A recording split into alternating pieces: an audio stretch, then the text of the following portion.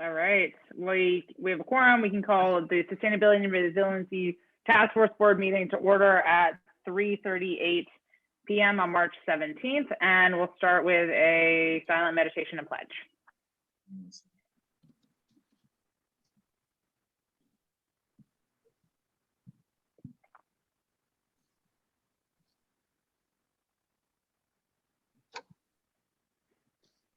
All right. I pledge allegiance to the flag of the United States of America and to the republic for which it stands, one nation, under God, indivisible, with liberty and justice for all.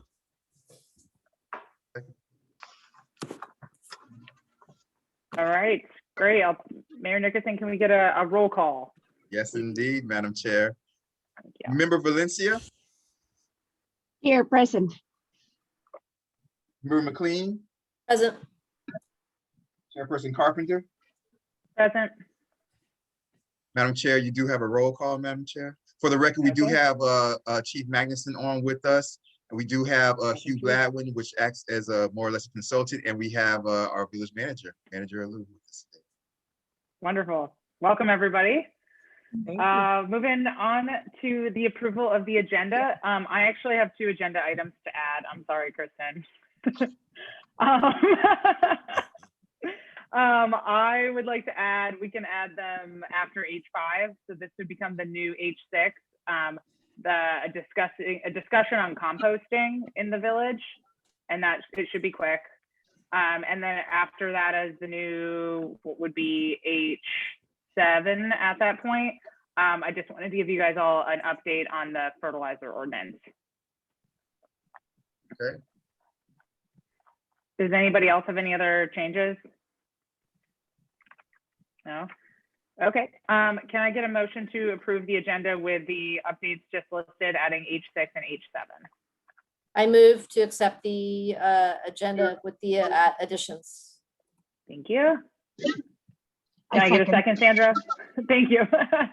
All right, all those in favor of approving the updated agenda, say aye. Aye. Aye.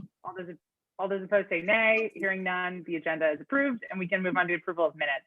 Does anybody have any changes to the minutes from our last meeting 2 weeks ago? No. The date is no. Member Valencia, you good? Yes. Okay, can I get a motion to approve those minutes? I make a motion to approve the minutes from last meeting. Thank you. A second. Perfect. Hearing a motion in a second. All those in favor of approving the minutes from last meeting, say aye. Aye. All those opposed say nay. Hearing none, the minutes are approved. We'll move on to acknowledgement of visitors and special presentations. I'll turn it over back to Mayor Nickerson. We have none today, Madam Chair. We're good. Okay, great. And then good and welfare. Let's see what we got. I know we have Mr. Gladwin. Anything, Mr. Gladwin, at this point? Okay. No. All right, cruising through agenda item H1, proposed FEMA flood maps, updates on how to gain points for reduction of flood insurance. So, Madam Chair, before Madam Manager turns it over, the CRS, the community rating system, that's something that we're gonna have to get Madam Chair, Mr. Jean on, and I forgot the other individual's name, Mr. what was his name? Ross Prieto. Prieto, and Ms. Prieto for that part of it. But as far as the first part, the village manager want to give just an overview of kind of like the latest and what's going on. Madam Manager. Thank you very much. Perfect. I know everyone's already seen these things, but it's imperative that we get the word out to the community, especially to those residents who are in the new flood map area. As you all know, on February 25th, FEMA released its preliminary copies of the flood insurance rate map. I mean, it's so interesting. I didn't know that that was coming down the pike, but then when we, presented the CRS information or the insurance information to this body, like a few days before that, we weren't anticipating these changes. And now we have, according to the new mapping, seems like, a lot, way more village areas are included, especially El Jardín and the like. So the maps are downloadable. You can take a look. I provided the website. also the information that was provided to me from FEMA. I've met with the village engineers, with CAP government, Craig A. Smith and Associates, as well as the consultants, Robert Ruano, who assists on project management with certain stormwater and wastewater projects, as well as Mike Gambino, who is also a consultant and assists with our MPDES. And they've all expressed their concerns with these maps, the changes, the proposed maps, and they all find it very inaccurate. I'm no engineer, but I'm inclined to go with what our engineers state. The maps have excluded, I'm sorry, they are excluding as X zone areas. They've in fact eliminated a lot of it. So a lot of our residents will now be required to have flood insurance where they haven't been required to do so in the past. So FEMA has updated this. They're going to be meeting with municipal leaders. I guess they said 30 to 45 days after receipt of the letter, which was February 26th, to get our input. Obviously, I'm going to be disputing it and saying, because also not only is it including more and eliminating the X zone, but it's also raised and lowered some flood leveling that we just find to be a bit inaccurate. I think they are using information that came out of this Biscayne Bay fish kill, and sea level rise.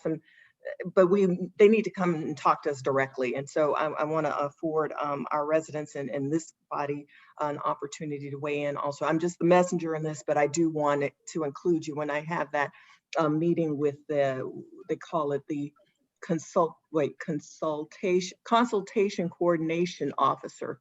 That meeting is supposed to happen in approximately 30 to 45 days from February 26th. And in that meeting, we're to outline regulatory steps and with them and to tell them our position. And then after that, I guess summer of 2021, there will be an appeals process if we find that there is no change. So we are like many other municipalities all over the county. They all feel that these maps are now quite inaccurate, and we'll be joining the chorus for the appeal. But I do want our residents to know, I want you all to know, especially since we've been working on this for a while now, and just know that whatever your comments are, please provide to me so I can ensure that voice is heard. But I would ask, and I'm going to ask the mayor to be in that meeting when we have it. I also have our engineers coming, and certainly, Mr. Gladwin or someone else from the group would be welcome to attend with us as we represent El Portal to FEMA on this mapping. Yeah, go ahead. So I know that it's a hardship. I mean, I haven't looked at the map yet. I want to look at it before, commenting further on the specifics of it. But I do want to say that I know it's a hardship for people to be placed into a flood zone when they are not currently in a flood zone from a financial point of view. Absolutely. But there's also benefit if we do see increased flooding and more people are insured. So, it's not, I don't see it as a zero-sum game, even though I know it's a complicated situation. Yeah. But and there are some new FEMA insurance manual. There's a update to the insurance manual that comes along with it. So yes, you're right. I mean, those who need it should have the insurance. Yeah, I mean, it's if we have a flood event that impacts people who aren't expecting it and they're not insured, that is catastrophic also. So anyway, I'd like to look at the maps. Good. So take a look at the maps. Shoot me an email with any comments you have, so I can also, talk with the coordinator when they come to us. If I have a date, I know it's going to be a Zoom meeting. So when I get that date, I'll share it. And those who are able to attend, I'll ask you to attend with me. It won't be a big group. It's not going to be a public forum, but I think we should have some good representation. I think it's important that a couple of members from this group come, as well as, the engineers and some of our, affected residents too. So if you could just help me get the word out, and it's on the website actually, and the links to the maps, just take a look and let me know your thoughts. I know Hugh has done so. He's already kind kind of discussed it back and forth with Robert, and Robert Ruano and I have been discussing it as well. So any insights you can give to prepare for our meeting would be really helpful. Just a quick question as well. Thank you for bringing all that information to us as well. When you say that, you know, I know that the flood zones have changed and new areas are in it. When you say that people are now required to have flood insurance, do you mean by their mortgage company, or is there some other kind of hook that if you're at flood zone, you're required to have insurance? I think it's another hook. There's and a it may FEMA be- designated. So now I'm going to tell you guys that we were surprised when we moved from the river to our current property, which is almost 6 feet higher, that we have a higher burden of flood insurance here than we did in El Portal. And it's Really? dictated by the FEMA AE flood zone that this house sits in. So It's not your mortgage company that's requiring it. Well, or it's not just your mortgage company that's requiring it's it. the FEMA Okay. regulation. It's a FEMA regulation, and it also governs our ability to improve the property below a certain level. So we can improve the house, Okay. but not the garage, for instance, under certain circumstances, based on our height above sea level and FEMA regulation. So, Okay. yeah. Okay, thank you. Right. Hugh? And additionally, you know, just speaking of the CRS, those two are being, the rating system is also changed. So effective April 1st, and the website has all of that as well. It will provide a link that will take you to those CRS, new CRS requirements. But because there's been some changes, Mr. Jean and Mr. Ross Prieto are looking at those as well. So we can, because, you know, we want to take advantage of whatever we can for our residents, especially if they're now going to be required to, you know, more will be required to have the flood insurance. But let's just see how it shakes out. But I will keep you apprised as we, you know, as I get information as well. Christia, is it on the hurricane readiness side? Where is it on the website? Oh, I don't know yet. It was just Okay, to her today. So she's, I think, creating a special Okay. place for it. got it. It won't Okay. be under that. It'll probably right. be on the banner. Okay. Okay. Hugh? Yeah, two quick comments on what is just in past hurricanes elsewhere where there's been a mix of wind damage and flood damage. There are many horror stories of people who didn't have flood coverage, and then they were not given any coverage for wind damage because it was said there wasn't any way to tell whether it was wind or flood. And if you don't have flood insurance, then you just basically forfeit the right to any coverage that connected.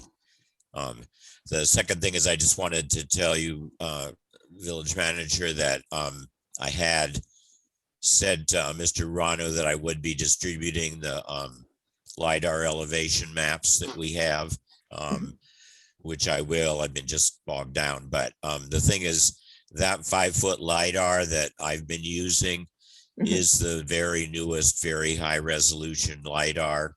I mean, a lot of people in the county aren't using it yet. But it is kind of the reference elevation to be used. So it's just sort of, I will get that out, but it's good for everybody to have access to it in their own mapping and stuff to, as we look at these things. Thanks. Yes, absolutely. Thank you. Thank you, Hugh. And keep bugging me if I don't get it out. So, Okay, thanks. thank you. All right, well, I'm open, you know, my email address, villagemanager@villageofelportal. And again, it's going to be on the website, but it's being created in its own little place in the banner, since we, you know, I don't want it buried somewhere else where you have to go search too hard, too far for it. So we'll have it up, and I'll let you know, send you an email to let you know when it's ready. Madam Chair, if I may. Of course. Yeah, Madam Manager, if you get a chance, just send me the link, the map link. Just email me the map link so I could so I can get that out to them. Okay, Whenever you get a chance. again, I know I did send it with the documents, but I'll send it again. Or maybe it didn't. Well, I have the document that you sent. We all have that, but I don't know if the link was in the document itself, or if it was, it wasn't active. I think I saw a link, but I don't know if it was active. It may not, maybe because it was a forward or something. So let me get the most original to you. No problem. Just whenever you get a chance. That's right. Sure. Thank you. You're welcome. Well, Madam Chair, back over to you. Yeah, thank you so much, Madam Manager, for explaining all that and answering questions and bringing it to our attention. I will definitely take a look at that. I saw the letter that you sent, but I hadn't seen the updated pricing and things like that. So I will definitely take a look at that, and I'm sure you'll be hearing from us. Thank you. Thank you, Madam right, Manager. We appreciate it. Take care. Have a great You're day. Thank you so welcome. much. All right. You're Okay, welcome. bye. Bye now. All right. Great. Anything else on H1 before we move to H2? All right. H2, Miami-Dade County Adaptation, Actionary, Planning, and Community Meetings. So, Madam Chair, the last one that they had was the redlining. I know you were there, Madam Chair. I saw you there, which was good. The historic segregation in Little River webinar. I haven't gotten back any. I don't know if anybody here has. Usually afterwards they send out the slides from it. I didn't get that. I think they just sent them today. Oh, really? Okay, maybe that's why I didn't see it. But if anybody has it, if you guys, whenever you guys get a chance, you guys can send it to me, so I can send it out to the entire task force. Yeah, I can forward it to you.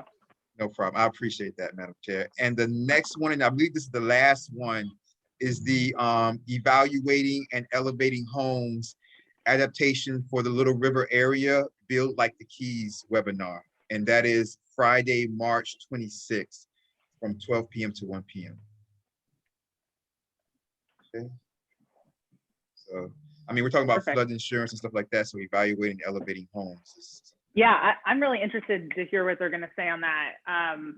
In terms of, you know, an issue we've mentioned to them in the past is that it's pretty much fully developed in El Portal. So I think elevating homes is going to be dealing with elevating existing structures, which is a kind of a whole different game. Oh, yeah, absolutely. Yeah. Absolutely. It's always easier to build something that's not there yet than to take something that's already there and redo it, right?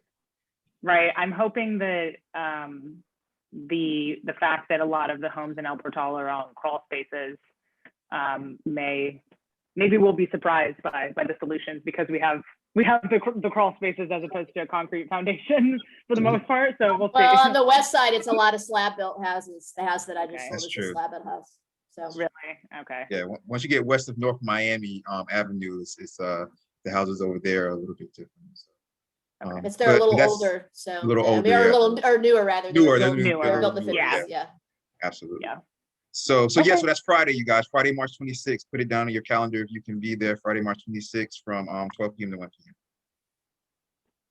All right. Okay, and I'll try to send out the link to that so you guys can register, because I found and I think I had a problem with this, Madam Chair, and I think in the past you had a problem with this. I think one meeting I had a problem with this, the next meeting I think you had a problem with this, and that is that it's easier to register beforehand, because then the day of you can get in much easier. But if you don't register beforehand, the day of, it's hard to kind of find the exact link that gets you in. Yeah, I don't think you can get in at all. I think someone in the meeting has to Yeah. like invite you in, which is what the mayor and I had to do. We got to do for one another. Yeah. So it's better to register beforehand. If you guys can register beforehand, I'll try to get that out today. After I have a few things to do after this meeting, but I'll get it out tonight, by this evening, you guys. All right. Perfect. Thank you, Madam Mr. Chair. That's all. Godwin? Thank you. Another quick comment is that session has come up recently in Sherwood Forest, a house that's for sale that is right next to the river, and so it's affected.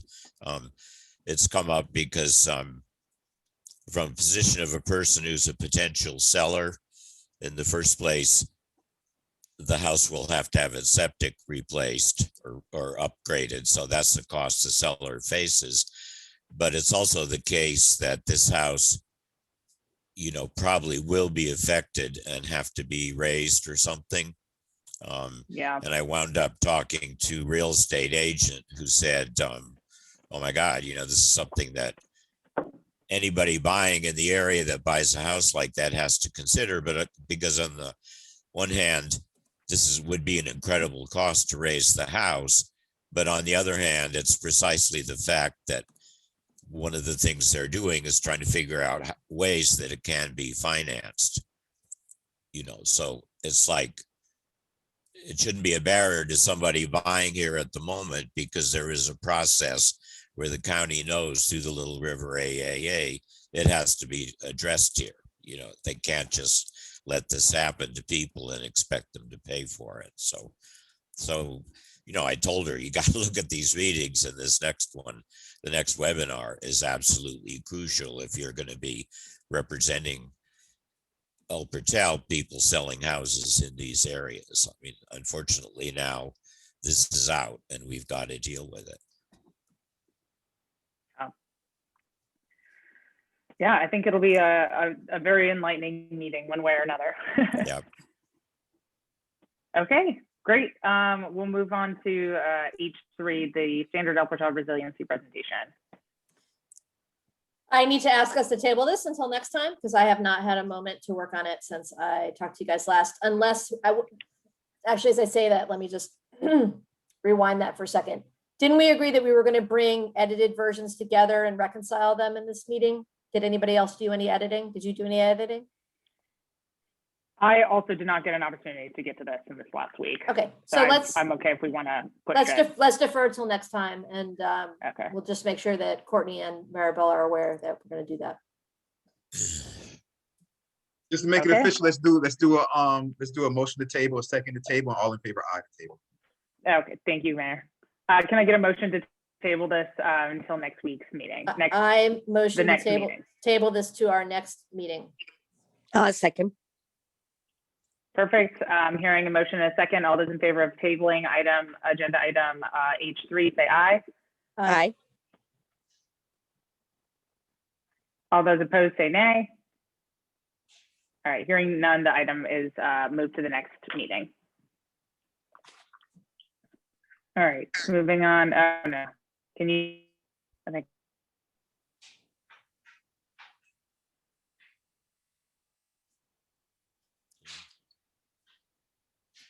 So, Look on us. Can He'll be you back. can you all hear me? yeah. Yes.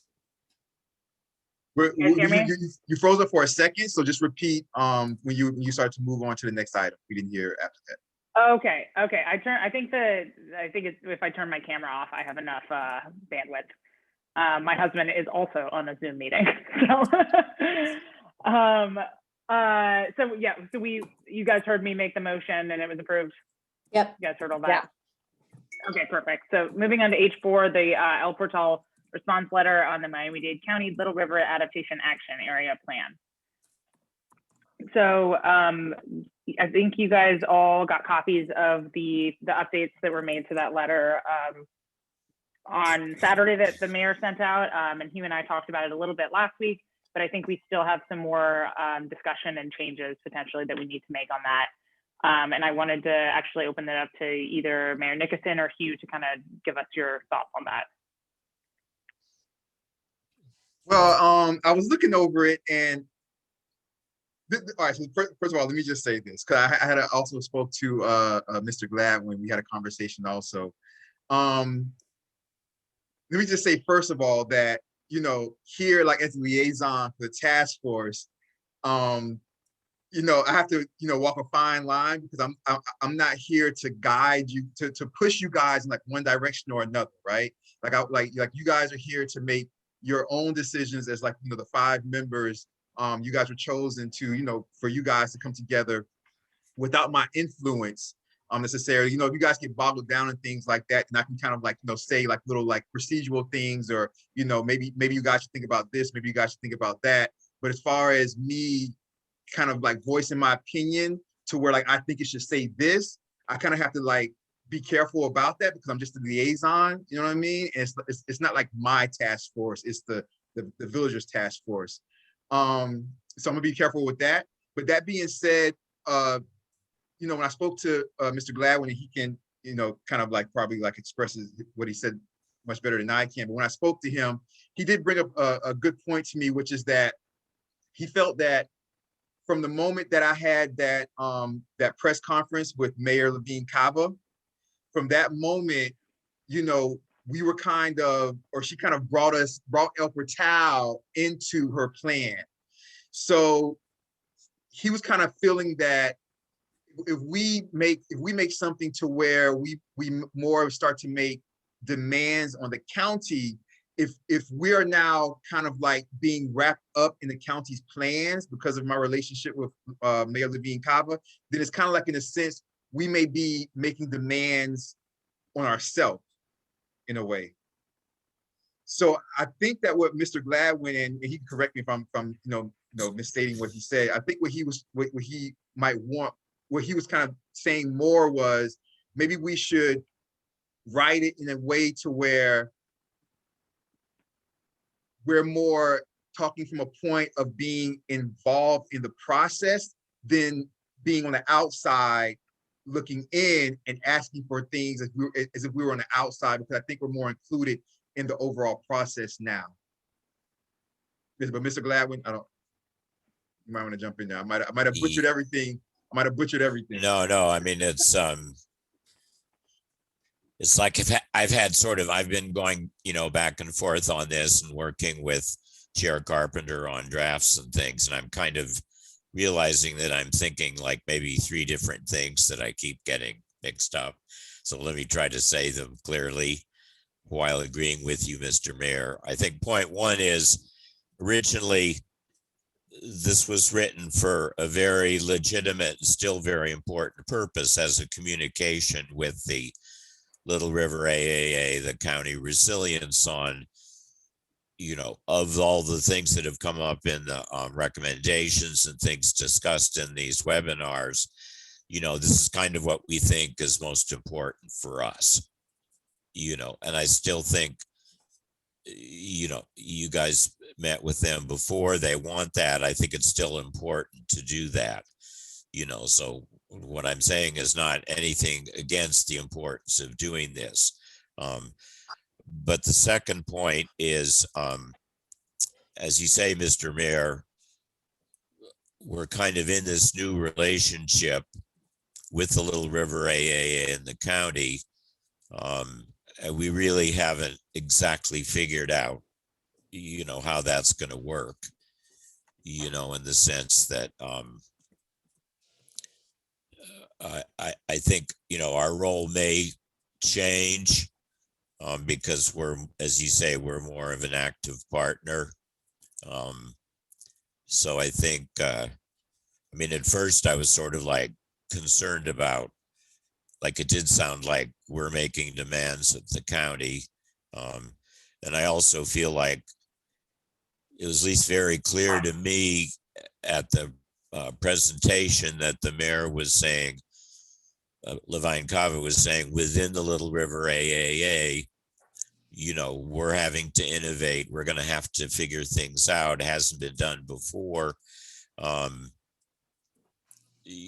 So in a way, it just sort of changes the tone, I guess. It's just, hard to say exactly.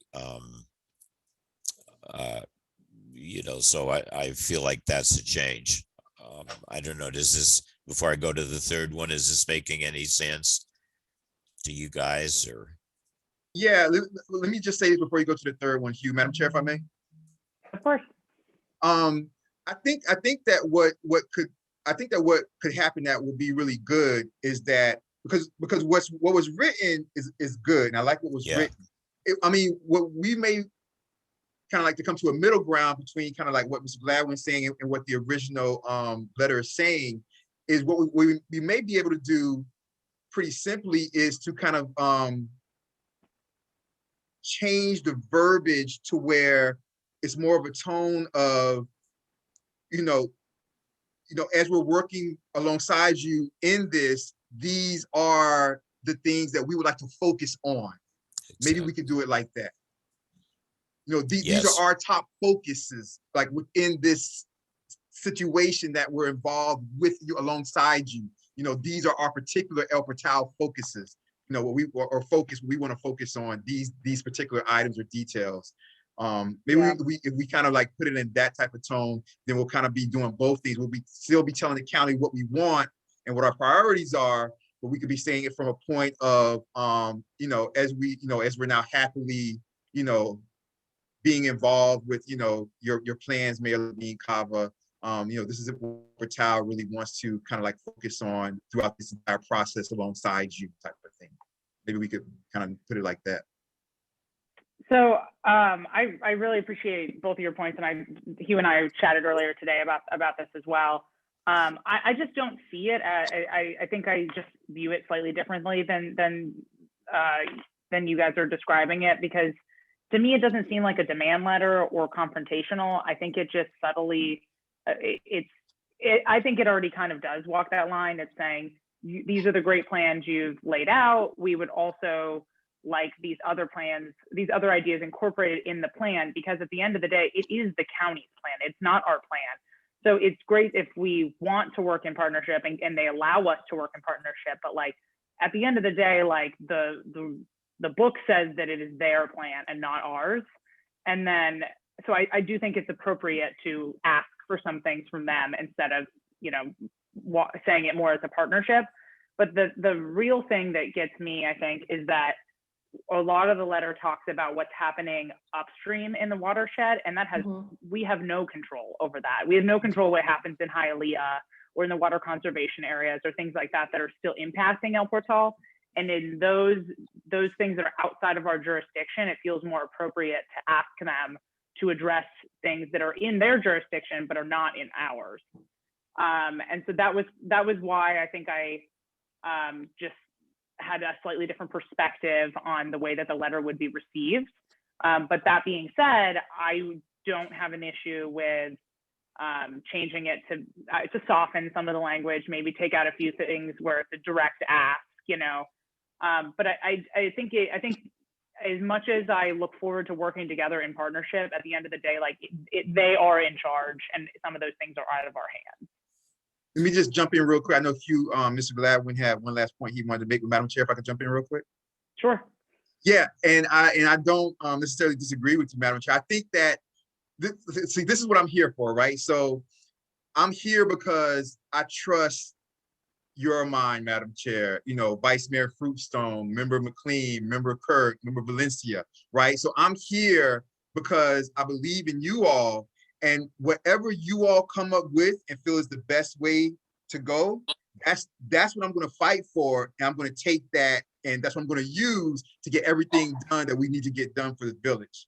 You know what I mean? So it's however you guys feel about it, whatever you guys feel about it, because it's not like you guys, it's not like the way it is right now. It's something that's totally, it's not like you guys wrote about how to walk your dog. You know what I'm saying? Like if you guys wrote about how to walk your dog, I'd be like, all right, you guys, like I love you, but I can't take this to the county talking about, AAA. I just can't take it, you guys. I understand you guys love your animals, but I just can't take it. So it's not like that. What you guys have right now is really, really good. And I can take that. I was just trying to find a way, which I try to do in council also. I was trying to find a way to marry what what Mr. Gladwin was saying to what the document, the way it stands right now, trying to find a way to get in between and marry the two. That's the only reason why I'm here.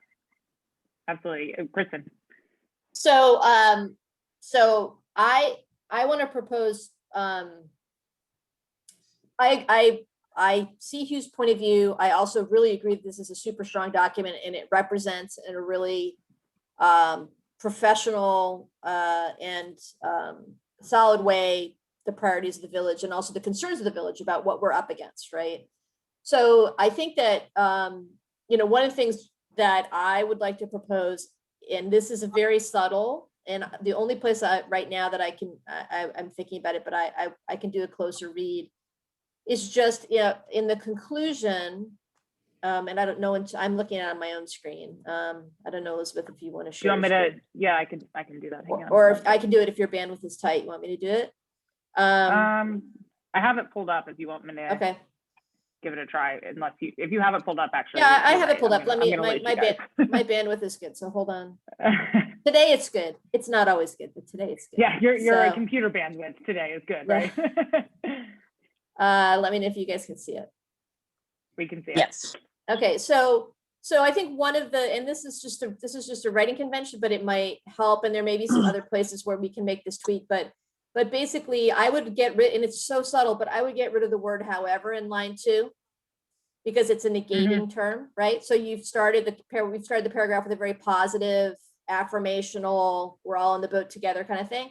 And then I would change words like however to the village also believes, or in addition. Yeah. So that it's additive, not negating. And there may be other places in the document where we can do this, but just to make sure that we represent these ideas as additive and constructive, and not necessarily demanding, to Hugh's point. Not that you are demanding, but any language that negates, like doesn't help our case. So like make it more of an implicit request instead of a direct demand. Yeah, Alper is very supportive of the measures. In addition, the village believes that additional management measures as discussed above are necessary, right? So we're making a clear ask, but we're not making it a demand, and we're making it in the context of our appreciation for and support of what they're already trying to do, right? I don't know, Hugh, how you feel about that, but I think there's just a linguistic way that we can thread the needle, and I think overall the letter's really solid. So Yeah, I agree. I mean, I agree it's really solid, and I agree that it can be fixed in that way. But Okay. I still, And also, to the extent that there's some political concerns as well, I have no problem with it coming from the task force and not the village council, if that's something that would help alleviate some of these concerns as well. I think it should, because the task force is the body of the village that is operational on this, not the Hey. council. Hey guys, I'm sorry, I have to bracket. It didn't occur to me, is anyone taking notes? Because normally Courtney takes notes. Are you taking notes somewhere? Okay. I just freaked out about the fact that our diligent note taker is not here, and I didn't know how to memorialize. No, what we're talking about. I'm taking notes as we go. And like I told, I think I told you guys last time, what I'm going to do once Kyle sends us the video, he sends us a download of the video, then I'll go back over it and I'll get all the important stuff that I'm missing now. Yeah. So it's all good. I got Thank you guys. you, Mayor I'm Nickerson. gonna take care of it. Much appreciated. And Oh, so I think that's a great, I think that illustrated the point that they were making very well for me as well, Kristen. So thanks for pointing that out. Hugh and Mayor Nickerson, how does that play into your thoughts? yeah, that's good. I just still have my third point, which gets to what you said before. All right. And I'm sorry, but this is perhaps the most complicated. And this has to do with both what you said, Chair Carpenter, about, our concerns about upstream issues that we can't control, and retention and stuff like that. Has to do with another concern I had, that you don't explicitly put in language in here about the flood level that's going to be projected for the river in the future. And in a way, it was appropriate not to put that in, because that's not one of the, the current webinars are all about measures to take to deal with future flood levels if they increase and houses underwater. It doesn't go into how high the flood level is going to be. And it doesn't at all say anything about upstream retention, because it's only talking about measures that happen in the Little River AAA. But the situation is, in the longer view, this current phase was preceded by, I think, about 3 years of hydrology modeling and meetings that El Pertel got in. And those meetings were both, there was a lot of conversation about these measures of raising houses and roads and all that kind of stuff. But there was also talk about the different scenarios that are going to have to come in to modify the hydrology to improve drainage and retention and so on. So what came out of that was, that at some point we're going to go back to that phase. In other words, this phase is to figure out what's feasible for us in the area here in El Pertel to deal with this flooding. But that has to be followed by a phase where we get back into the hydrology, we get back into the modeling. The water management district is more involved in the whole process. And I feel that we have to have language in there that says, you know, we can do all these things, but in the end, they do depend on, as it does say in there, things happening upstream about how fast the water's coming down and all. But within that, the most important thing is we know that the only way they can get water out through the S27, you know, pumps won't do it. Nothing's going to do it, is to raise the water level in the river in a huge rainfall event. So there's a bigger gravity drop. And that they use language like determining the level of service, which I don't know, but there's sort of code words. It's actually in our 2 proposals for the LMS on pumps. Both of those say we need the pumps, but along with the pumps, we're going to have to modify roadways and things, and that will be determined by this level of flood issue. And right now the talking, I think what came out of the end of that was that that level is going to be something like 6 feet above sea level. You know, what that means is that in any massive rainfall event, in order to achieve, you know, effective drainage, and that is affected by also if they have retention measures upstream, the water level will have to go up to 6 feet. So that means houses in the village that are at 3 feet are going to have 3 feet of flooding to deal with. You know, this is not the same as like worst case scenario flooding that we've talked about of 8 feet or more in a major hurricane. But this is something that we're going to have to, you know, be able to live with on a routine basis. So to me, sort of in the language that we do have in the document now talking about upstream issues, I think that has to be slightly revised and also include this, you know, because we talk about that, but in fact, upstream issues are not part of the Little River AAA now at all, because it doesn't deal with that. But I think in this, I think we have to signal that we are, you know, that for us, this is kind of the crucial thing going forward. You know, and there at some point in the future, in the next stage, there has to be a discussion of this. So I don't think it's a big change. I think it's just a little rewriting of that section talking about upstream stuff. Does this make sense? I hope. Yeah, I agree with you. I think that's really important. And, you know, as I kind of mentioned when we were talking, I definitely don't have a handle on that issue and the 6 feet level. So any assistance you could provide in, you know, explaining that in the letter would be really helpful, because that sounds like, as you mentioned, one of the most important issues, but nobody at the county I haven't heard anybody at the county mentioning that. That's because Yeah. it's really difficult and not at all. I mean, it's super changeable, right? Like it's very I tough. mean, one thing that sort of panicked me yesterday is I looked at the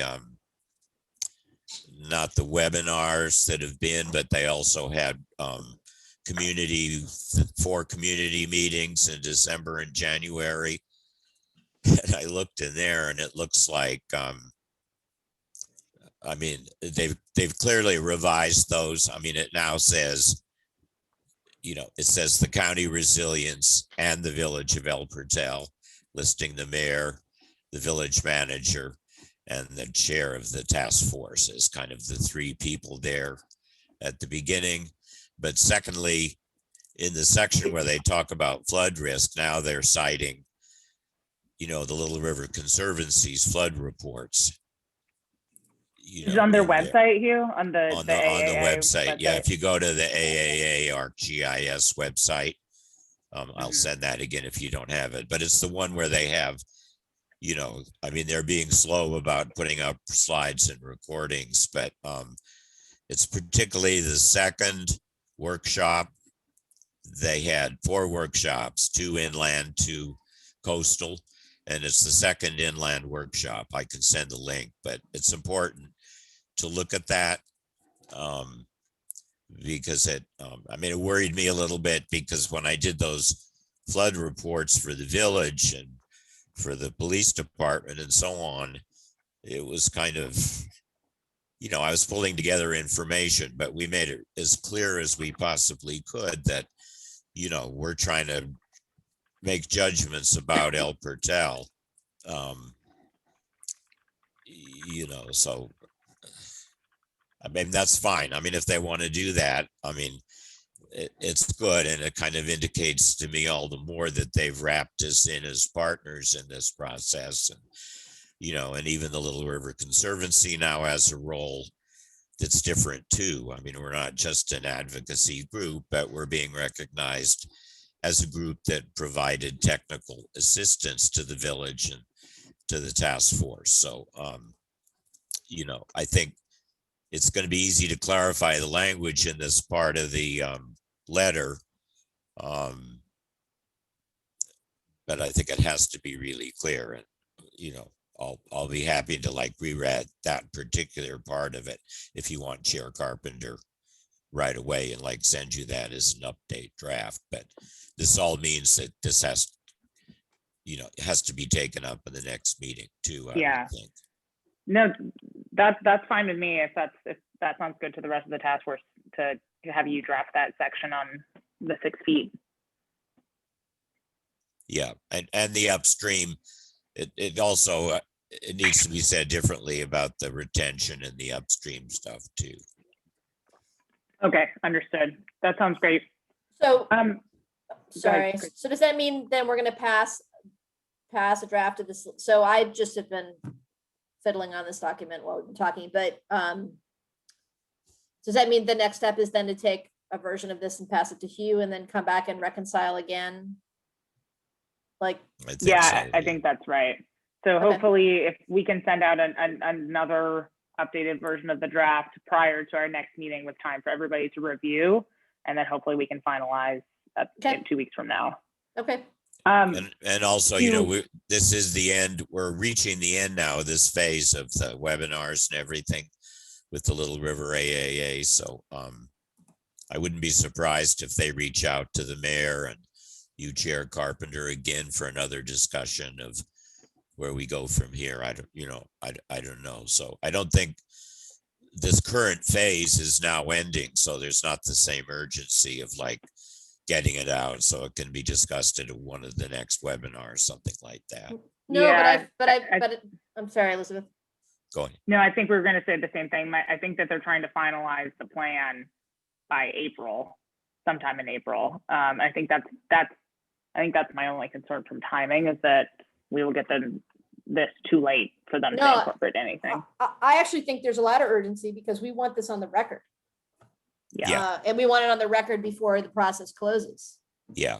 But the thing is, the current plan has to do with the actions within the area. It doesn't have to do with upstream retention or any of those things. Yeah, I just think as a documentation of our response and Yes. Kind of solidification of our priorities, and just I think this does a really good job of laying out all the issues we talked about, the concerns we have right now. And it's just a document that then lives out there and says El Portal is this is where this is this is what we think, and we're on board with the AAA, but these are also the realities for us in the village and the yardstick by which we're measuring our participation. So totally agree, but I think we can do 1 more week or 2 more weeks. That's all. Mhm. But totally agree with you, Kristen.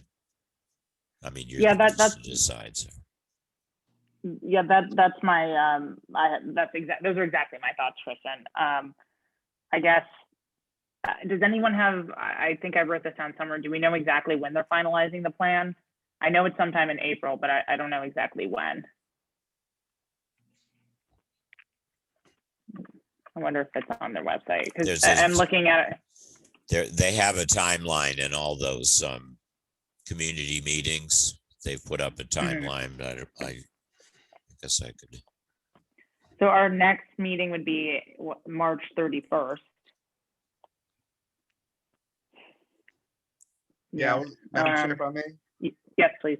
Yeah, I was gonna come in and talk about that. If you look at the when I sent the first agenda out, the one that I sent out that Saturday morning that I usually send out, I put March 31st. But then like a minute after sending it out, our one and only member Kurt was like, "Hey, don't we do the first and third Wednesdays?" I said, "Oh man, you're right." So if you look at the one that I sent out today, it's April 7th. Okay. Let me just. Is there a reason that we can't do it on the 31st, or he was just trying to keep on a schedule? He was just trying to. He was just correcting me as far as like the verbiage. Like he was just saying, because I was just thinking every 2 weeks, so I put the 31st, Right. and then like 2 minutes after I sent that out Saturday morning, he contacted me and said, "Hey, remember we said the first and third?" I said, "Oh yeah, that's right. I said I'll change it for when I send it out on Wednesday." If I could just quickly add, I'm It's up to you looking. guys. Could I just quickly jump in? I'm looking at the timeline now. They have an adaptation plan development goes all the way through the end of April. Okay. So I think there's still time. Okay. I would, unless the task force, or our liaisons and mayor and chief have an opposition, I would feel better getting this approved on the 31st and then getting it out that same day, or the next day, to give them as much time as we can to incorporate it, unless you guys have an objection to meeting on the 31st. No from Mayor Nickerson. What about Kristen and Sandra? No, I'm good. Okay. Yeah. Yep. Okay. Is that okay with you too, Hugh and Chief? Yeah. There is an Okay. LMS meeting that morning, but it certainly won't interfere with this. Okay. All right. Well, great. So I guess I had one more question for you, Hugh, while we're all together. I'll just I'll share my screen really quickly. It's just on the same comment letter.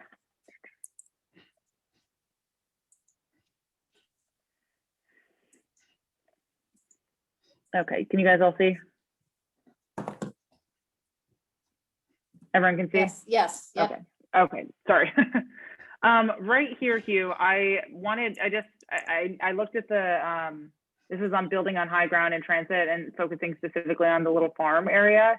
Right, I know yeah. that you had directed me to your slides from your presentation, which was great. I just wanted to make sure I understood the history of what was happening here.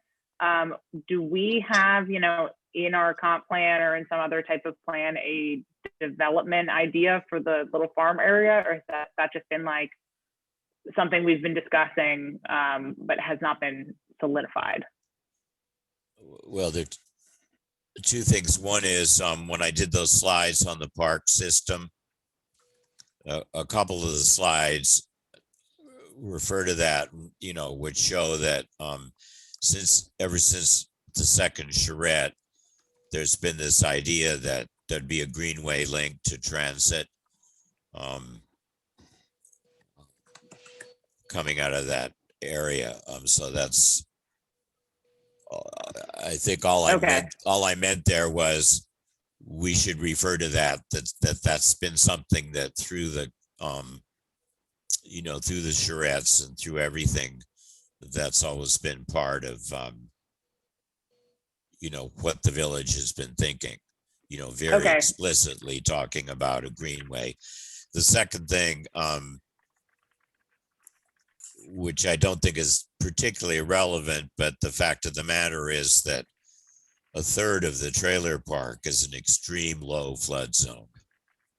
We're basically, however the former trailer park area gets developed, a third of it is going to be impacted by all this stuff. It's also going to be impacted by the the engineering changes around the S27, but that's that's for the next part, I guess, for the hydrology part. But Okay.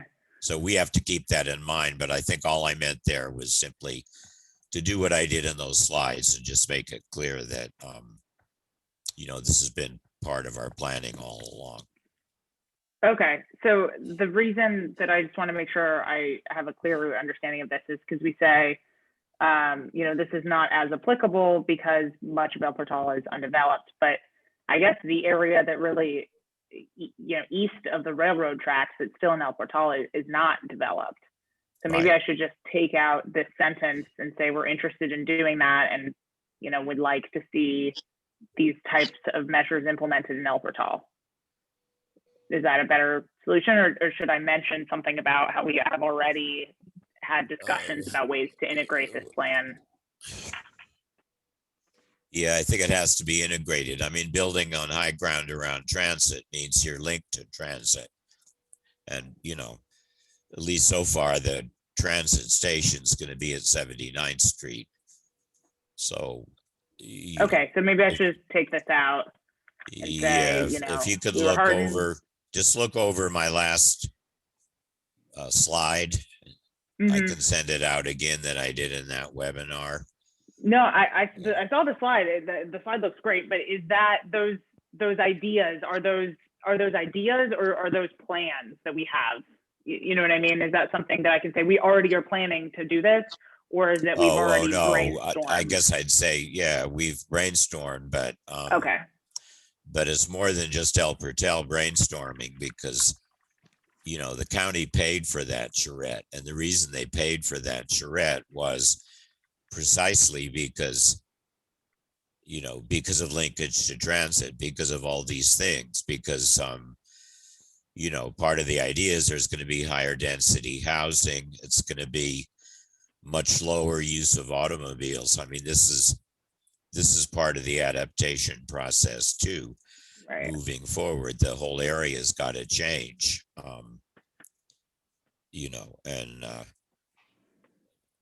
The reality is that whatever development takes place in the trailer park area, the county's going to want it to be development that minimizes the impact of cars and traffic.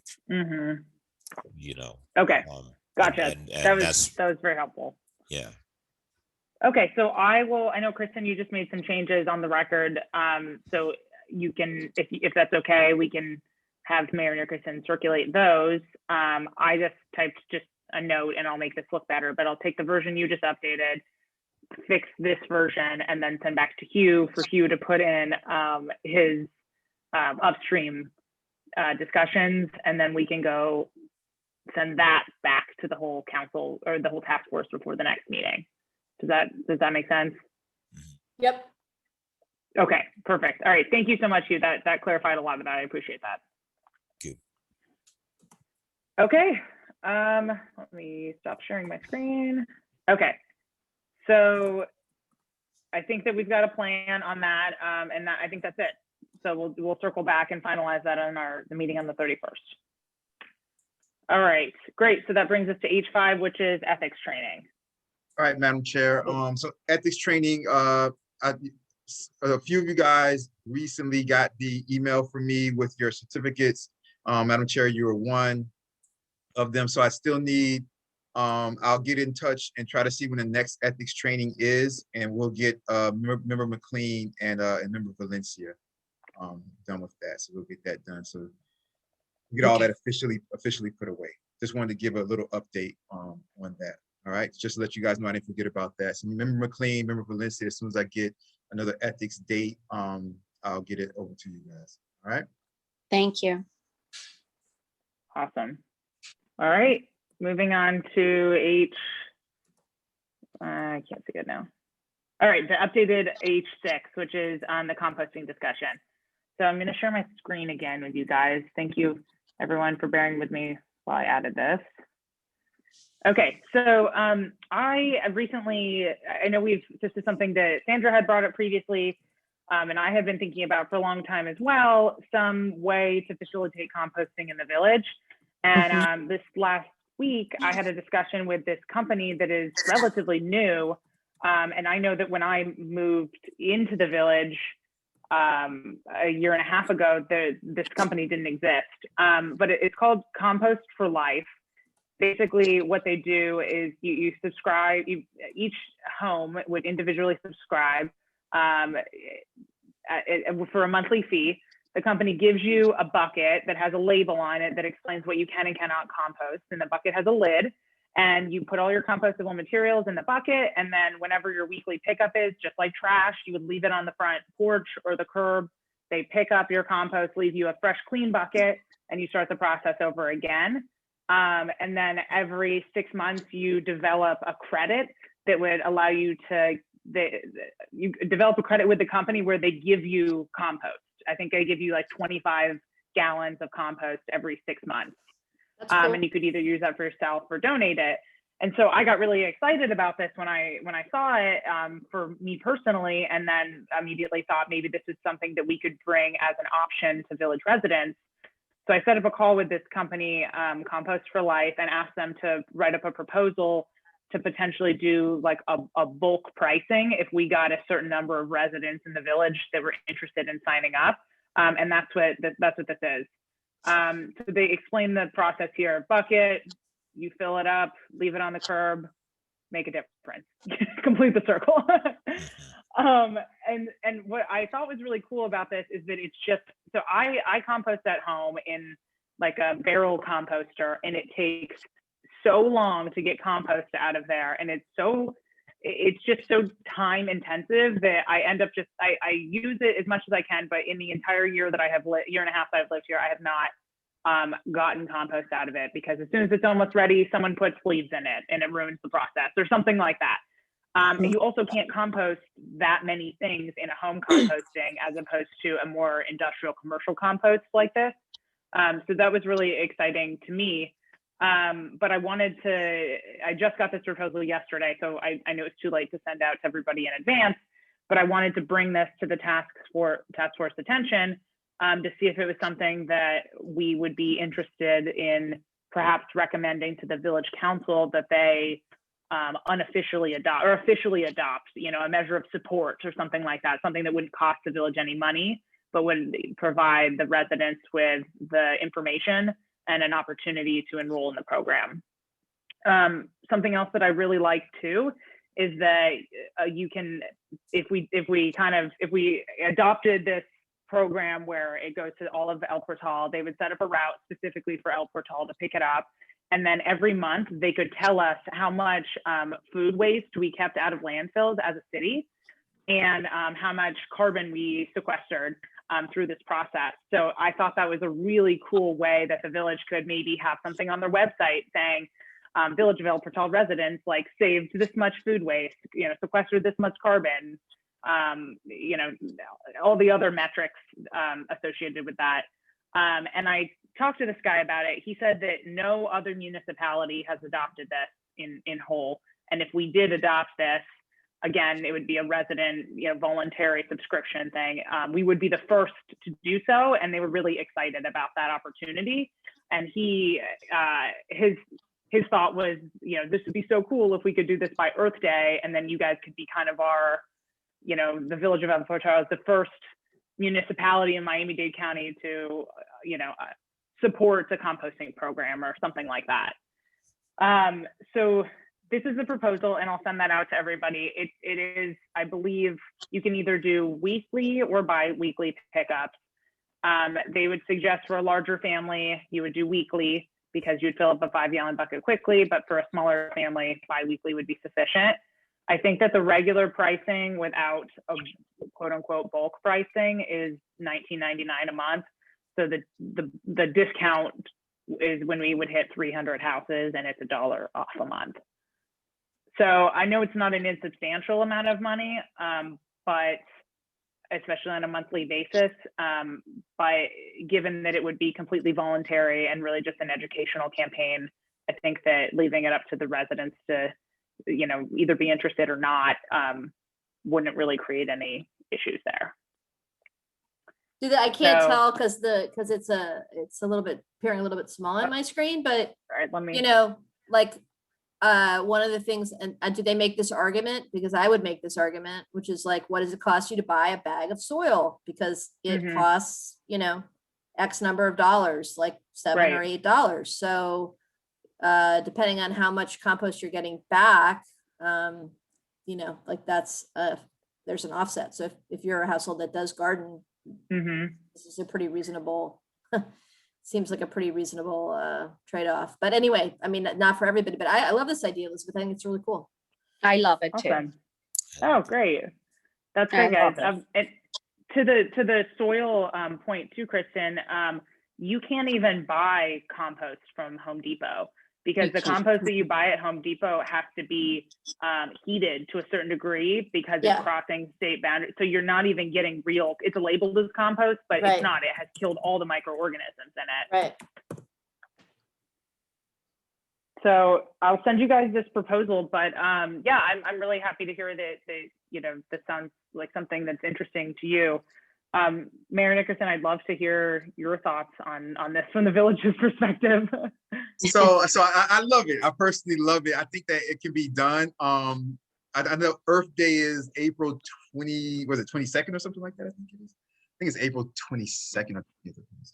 I think it's 17th, April 17th. Is the 17th? I Okay. think so. Let me check. I thought it was the 20. I thought 2021 Earth Day.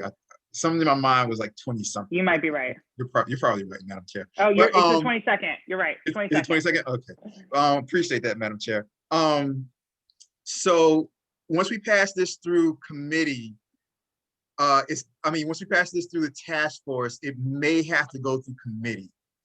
And our Okay. next committees are in May. So I wish it could be there by Earth Day, but I don't think it can. What I will have to look into is, and like I said, I'm behind it 100%, and I'm going to push for it to be done if you guys pass it through the task force.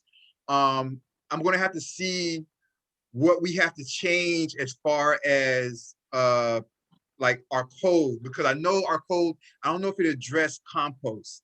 And it's not a big deal now because people are doing it on an individual basis. But since you guys are like a quasi committee from the government, if we push it from like a government status, then we're going to have to see what's up as far as code, because for example, so if there's people that start to do the program or do what they want to do, but they're not taking care of their compost the right way, then their neighbors might start complaining, or you know what I mean. And so we have to figure it out in code also. And since we don't have that in code, the whole council is going to have to debate one another to see exactly what we want the code to say.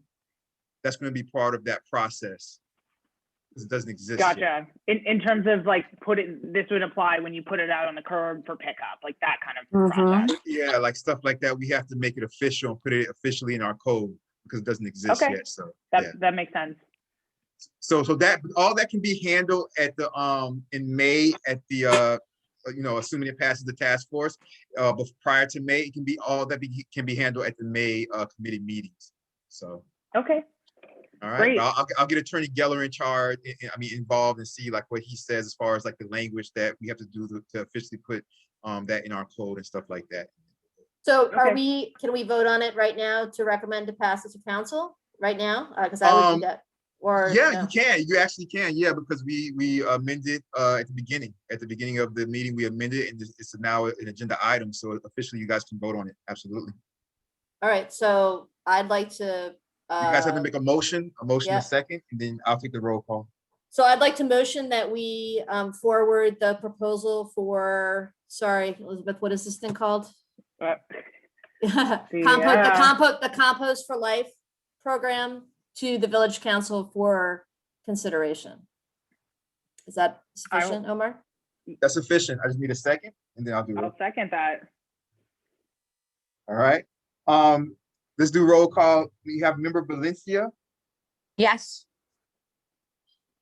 Member McLean, Yes. Madam Chair Carpenter. Yes. Madam Chair, it passes 3-0. You guys are good. Awesome. So I'll look, and once I talk to Attorney Geller, I'll see, I see Mr. Gladwin has his hand up also. I'll see that, I'll see what committee we can take it through. If we had to take it through committee, I know we have a couple of special committee meetings coming up that are going to have to come up just because, I mean, you guys see I'm just trying to get so much stuff done as far as like finances and stuff that like I just can't wait for more committee meetings. I'm like, you guys, I need special committee meetings because I gotta like because like for example, we don't have commercial permit fees. Anyway, I'm getting off the subject, but anyway, we don't have. I'm just so passionate about all this stuff. I'm trying to move so quickly. We don't have commercial permit fees, so it's like we're potentially missing out on $600,000 from the With that new development, right? And now with the sanctuary, with the church being sold, closing like probably tomorrow or early next week, or this Friday or early next week, they're going to have commercial permit fees also that we'll be missing out on. We'll be missing out on almost $1 million in commercial permit fees. So I'm like, you guys, we have to hurry up. Like I see you guys see when I send out these current agenda items, I'm like, you guys, like we have to like, please people, let's go on these ordinances. Like we gotta do this stuff. I'm just, anyway, so you and President Biden. I'll get to the bottom of this, and Madam Chair, I'll get this stuff out and we'll get it done, and I'll expedite it as quickly as I can, okay, for you guys. Awesome. Thank you guys. Hugh, you wanted to add something? Yeah. Okay. So it won't make it by Earth Day on the 22nd, but the 24th is Arbor Day, and the village is going to be having the annual Arbor Day event. And that would be we don't have like formal presentations in that, but it would be a great opportunity for this company to come and just, show what they have there or something. So if you think, I have to check with the tree committee and all that, but appropriate, it might be a really nice way for people just to informally find out about it. Yeah, the gentleman that I spoke to said that he would be hang on one second, I'm sorry.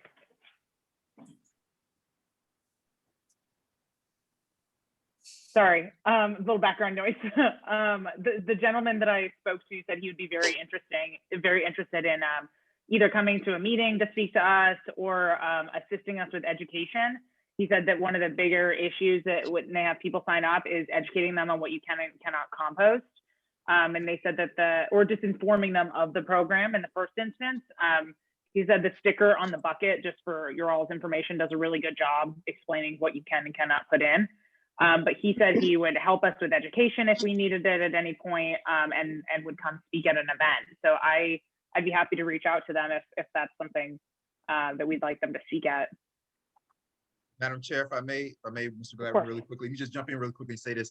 Yeah, and Madam Chair, I'll keep in touch with you about this because when I do bring it to committee and ultimately council, we may need to have him come out at least once to talk to the council because a lot of them might not understand, and I don't want it to have like no votes or to not pass just because of ignorance. You know what I mean? So it would be great for him to come out and speak to the whole council when we get ready to bring it up. Okay, that's great. I'll shoot him an email and tell him, what happened today and say that we'll probably need him to come to an event.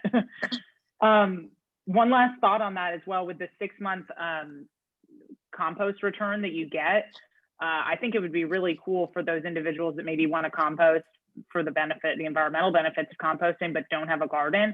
We could even set something up with the village that their compost go to the village and the village can use it in our parks. So I think that would be kind of a cool program. You either take it yourself or donate it to the village. Yeah, or you could get the women's club to initiate a garden project with it. Yeah, like a butterfly garden or a restoration at the playground of some kind of something. I got some project. And being that our vice chair is the president of the women's club, even better. There you go. Great. All right. Awesome. Well, thanks everyone for your enthusiasm on that. I was very excited to bring it to everyone. So happy to hear the excitement as well. Okay. Last item, moving on to H7, the update on the fertilizer ordinance. So I just wanted to bring this back to everyone's attention. On one of the previous village council meetings, after we approved the fertilizer ordinance, Mayor Nickerson put the ordinance on the village council, but I asked him to pull it because when I was preparing to speak to the council about everything, I was pulling up the statutes and the regulations and the references. And I had some concern that the Little River C7 canal is not actually listed as nutrient impaired under the Florida statute that is referenced. And I've taken it to the Everglades Law Center team as well to try to untangle this mess of listing that FDEP has done. And we've kind of concluded that we actually don't think that it fits the definition of the statute as nutrient impaired under the statute. And so I reached out to Attorney Geller, and he is looking into that issue for us to confirm my reading or to do his own research and figure out what the answer is as well. And the only reason that is relevant is because if the C7 Little River is not listed as impaired under that particular statute, we don't have to pass that exact model ordinance. We still can, and I'm actually like coming to you today asking that we go ahead and leave it and keep the approval of the model ordinance and still send it to the village council, even if we are not technically meeting the requirements of that statute, which require us to pass that exact ordinance.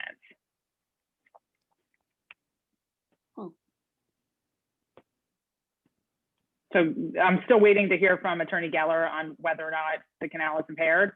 But from my perspective, even if it is not considered impaired, I would still recommend that we proceed in the same manner that we had.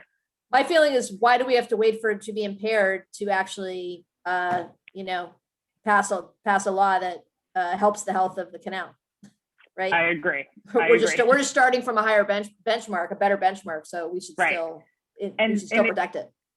And the frustrating part is that it's impaired for oxygen, but they don't know which nutrient is causing the oxygen impairment. So it's not technically impaired for any particular nutrient because they don't know which one it is. So our project can help with that though, right? Yeah, because we're fully funded and we're moving on to the phase where we start to figure out exactly what kind of sensor array we're going to put in there and how many. So we're actually going to be able to tell you that probably. That's awesome.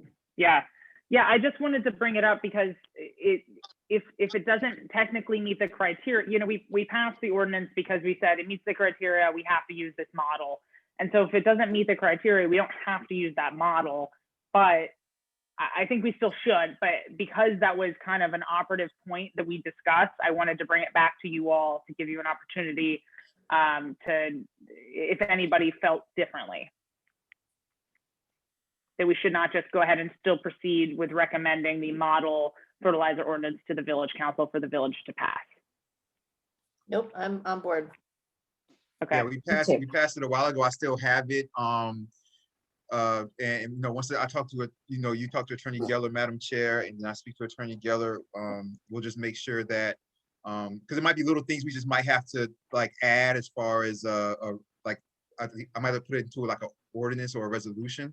So it's just little just probably words here and there I might have to like adjust, but nothing that's significant as far as like what it says. Okay. Once you speak to Attorney Geller, then and he says it's okay or whatever it is he's coming back to the information that he's bringing back to you, then I'll speak to Attorney Geller and then I'll get it passed for you. Okay. So it doesn't make any difference to the task force at this point whether or not we technically meet the requirements on impaired or not impaired.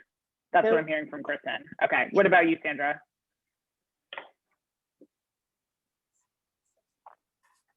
Muted. Sandra? Can you hear me? Yeah. Sorry.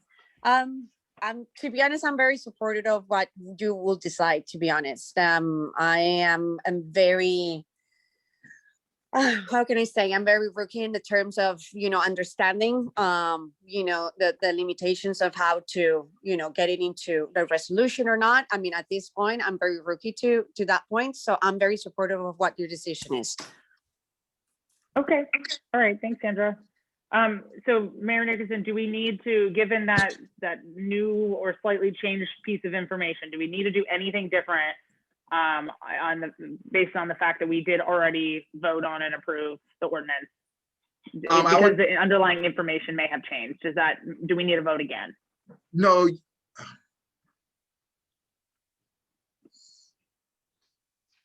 Because it is still going to the village council for the village council to It's vote still on. going.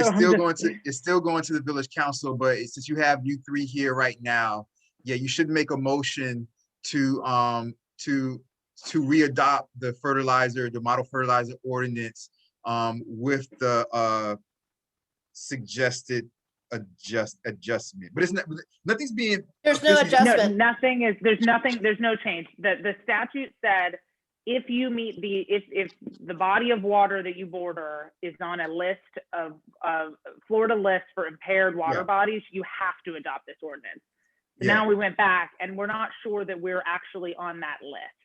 We don't have to adopt this model ordinance, but I'm saying I still want to adopt this model Yeah, ordinance. but don't worry about it. If you guys aren't changing any words, as long as the task force, which the task force is here and they're comfortable with it, you guys are good. It's already passed. Okay. We'll just, you and I will speak to Attorney Geller and we'll take it from there and I'll get it passed to the council. Okay, That's great. good. I just wanted to be transparent with everybody that, you know, that was something that had arisen. Appreciate that. Okay. Appreciate that, Madam Chair. All right, that was it. That was it for H7. So now we're moving on to H8, which is the next task force meeting. I have the old agenda, which says March 31st.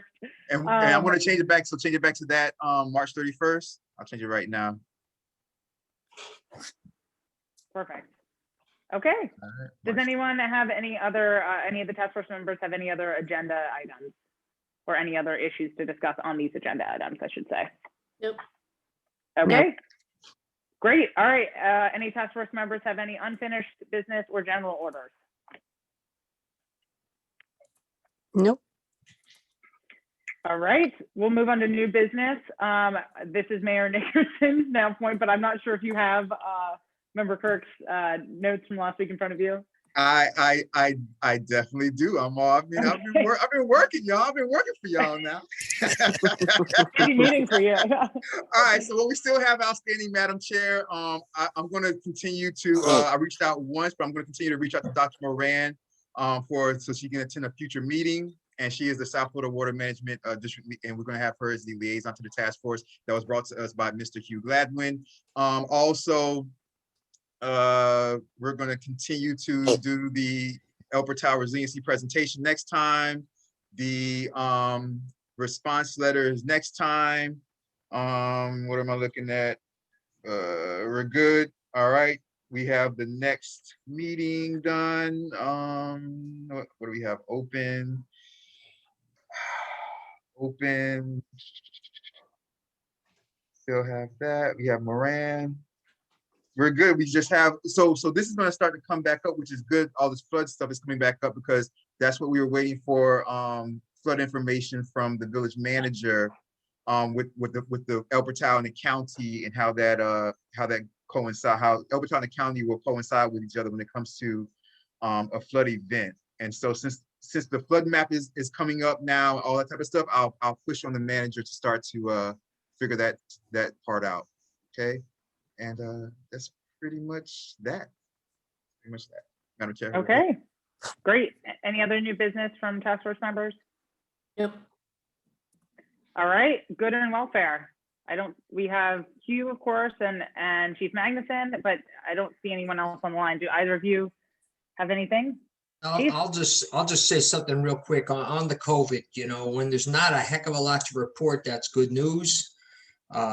Except keeping a close eye on the spring breakers and the pop-up parties and the lack of mask wearing. That is a concern. Again, I go back to what Governor DeSantis said about 2 or 3 weeks ago when talking about the declining positivity rates, was that he does expect a spike in April, and I suspect there will be. The one thing I do caution that I bring up here is that deja vu, perhaps, or to paraphrase Yogi Berra, deja vu all over again. It's starting again in Italy. They're locking it down. That's what happened in 2020. Now, I know there's problems with the AstraZeneca vaccine, but you have other countries that may follow suit. Italy they're having a problem there, and we just need to see where that goes here. I think the one big difference is the vaccine here. And I think we should be okay, but it is something to keep an eye on. And let's not say, well, that's over there, we're good to go, because it happened last year. So that would be the only thing I would bring up. On another note, not related to COVID, I may be tasked also down in the future with the day chiefs on DVE, domestic violence extremism, and things like that. So I was just keeping an eye on what took place in Atlanta and a couple of reports that came out recently discussing some of those issues and how what happened on January 6th moving forward could certainly embolden those with the actions that may have taken place yesterday. They still haven't been very fully decisive if that was in fact a hate crime. I'm sorry, have Chief, my- I missed the news. What happened yesterday? Was eight people killed in Atlanta in 3 different massage parlors, Orientals, most of them Asian Oh. American women. So they're still sorting that out, but there is still certainly a climate. The soil is very fertile for these sort of actions to take place, and everybody should be very mindful of it. But as more stuff comes out with that, I can always update everybody. Right now, I'm still officially the COVID person. I will stay there doing that. But if they open up another committee, it's been asked that perhaps I lead that as well, and I'd be more than happy to. So that's my report. Thanks so much, Chief. They would be lucky to have you on that task force as well, and we really appreciate all your updates. Thank you very much. All right, Hugh, anything in good and welfare from you? Nope, I'm good. Thanks. Okay, Kristen, we did it a little early. Half an hour, 25 minutes. I'll take it. I'll take it. Can I get a motion to adjourn? I move we adjourn. Can I I'll get a second. All right, hearing motion in a second. All those in favor of adjourning, say aye. Aye. Bye. All those opposed, say nay. Chief? Not this time. Yeah. All right. All right, task force meeting's officially adjourned at 5:05 p.m. Thank you very much, you guys. Take care. Happy Have St. a great Patrick's night. Day, you guys. Take care. Oh, Stay yeah. safe, You guys everybody. take care. Have a Bye. great day. Thanks, Thanks, everyone. Kyle. Thanks, Kyle. We always appreciate you in full moon. We appreciate you guys over there. You guys take care. Bye-bye. Bye.